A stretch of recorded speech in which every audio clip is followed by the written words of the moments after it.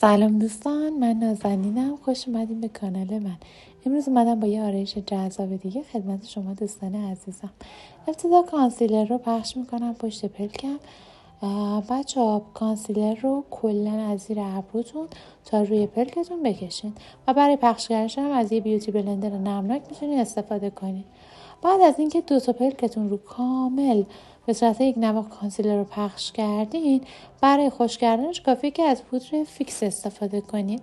زمانی که شما پودر فیکس رو زدین دیگه نباید پلک بزنین، چون اگر پلک بزنین یه خطی میفته و سایتون رو خراب میکنه. بچه‌ها توی این آرایش سایه‌ای که من استفاده کردم از برند مورف هستش. رنگ آجوریش رو با یه براش سرکش پشت پلکم پخش میکنم. مواد رو هم از قسمت بیرونی چشمم یعنی انتهای چشم میذارم و بعد از اون براش رو به سمت خارج فید میکنم. شما لازم نیستش که برای فید کردن یه مواد گذاری انجام بدین، کافیه که اون براش رو بدون مواد پخش کنید تا کامل سایه فید بشه. بعدش من از رنگ قهوه‌ای تیره برای انتهای چشمم استفاده میکنم. با همون برش سرکش انتهای چشمم رو مواد گذاری انجام میدم و بعد فید میکنم به سمت خارجی چشمم. سعی کنید فید کردنتون به سمت بالا باشه تا چشمتون حالت لیفت و گربه‌ای پیدا کنه.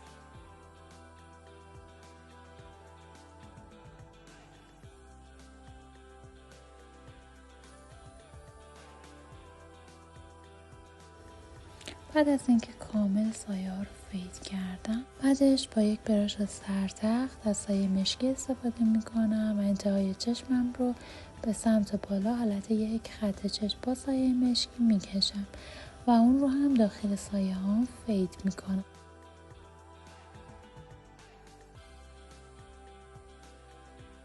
برای تمیزی زیر چشم و ایجاد خط نهایی سایه از موسلار واتر گارنیه استفاده کردم و انتهای چشمم رو از گوشه بینی تا دم ابرو یک خطی رو ایجاد میکنم.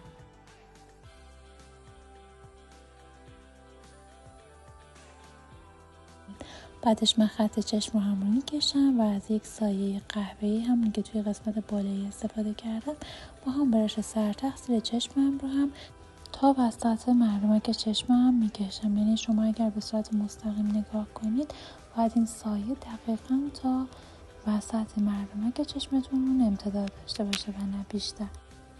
در انتها من از مژ ریلی آرتل استفاده کردم و بعد از اینکه نصبشون کردم برای انتهای چشم یعنی قسمت مژه های پایینیم از ریمل استفاده میکنم و ریمل میزنم مژه های پایینیم رو تا به چشم جلوه بیشتری بدم. بعد از اون از یک ریمل ابرو استفاده میکنم. شما میتونید از ژل ابرو هم استفاده کنید اگر ابروتون پر هستش. اگر هم خالی هستش میتونید یا گوی قهوه‌ای هاشو بکشید و بعد ژل ابرو یا ریمل ابرو استفاده کنید.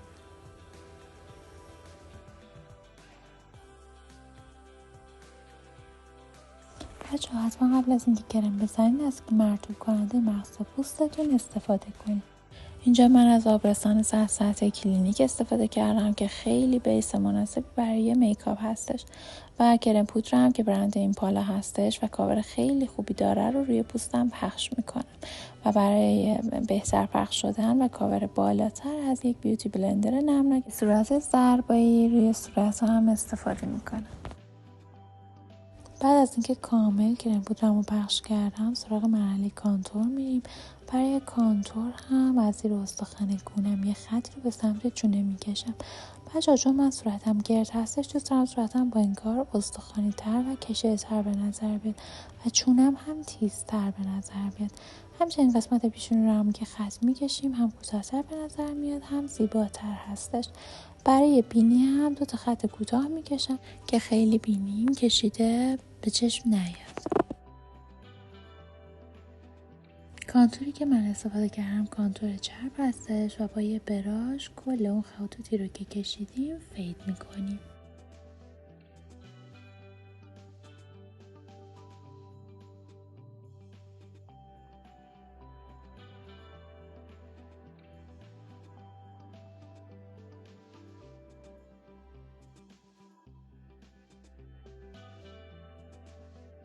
در انتها اون قسمت هایی رو که میخوام برجسته تر به نظر بیاد مثل زیر استخوان گونه، چانه و قسمت وسط بینی به سمت پیشانی رو از کانسیلر استفاده میکنم. همچنین زیر چشم رو قسمت ابتدای چشم و انتهای چشم رو میکشیم دیگه به صورت سراسری کانسیلر رو پخش نمیکنم تا چشمام کشیده تر به نظر بیاد و همچنین سرحال‌تر.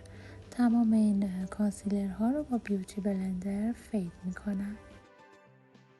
بعد از اون نوبت به خط لب میرسه که با یک مداد قهوه‌ای یا گوشتی یک خطی رو دور لبم میکشم. بچه‌ها چون رنگ این آرایش ما رنگ گرم هستش و از رنگ‌های آجوری قهوه‌ای استفاده کردیم، روش لبم ما ترجیح میدم یه رنگ گوشتی و یک رنگ گرم باشه.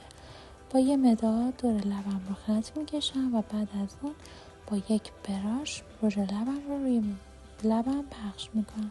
اگر با براش این کار انجام بدین خوبش این هستش که شما میتونید قشنگ لبتون رو صاف در بیارید که با روژ لب یکم این کار سخت‌تر هستش.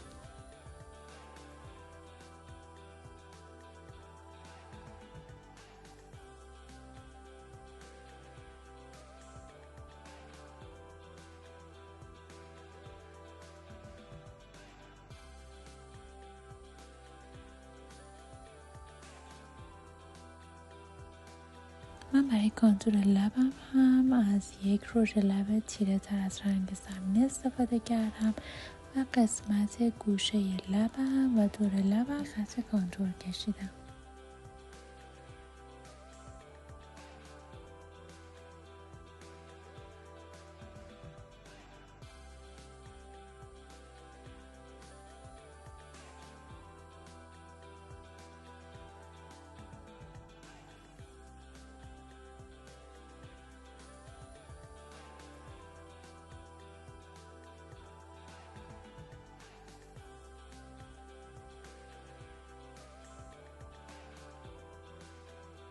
بعد از اینکه کانتور لبم رو با رنگ زمینم کامل فید کردم، رو برای اینکه لبم قلوه در دیده بشه از یک کانسیلر استفاده کردم روی لبم و اون رو هم کامل فید کردم. در انتها از یک رژ گونه قهوه‌ای روی گونه هم استفاده میکنم که با توجه به توناژ آرایشم انتخابش کردم و چون این آرایش کمی شاین هستش از برق لب روی لبام استفاده میکنم و همچنین از هایلایتر روی قسمت هایی از صورتم مثل گونه ها، روی بینی، روی چانه و زیر ابروهاتون میتونید از هایلایتر استفاده کنید.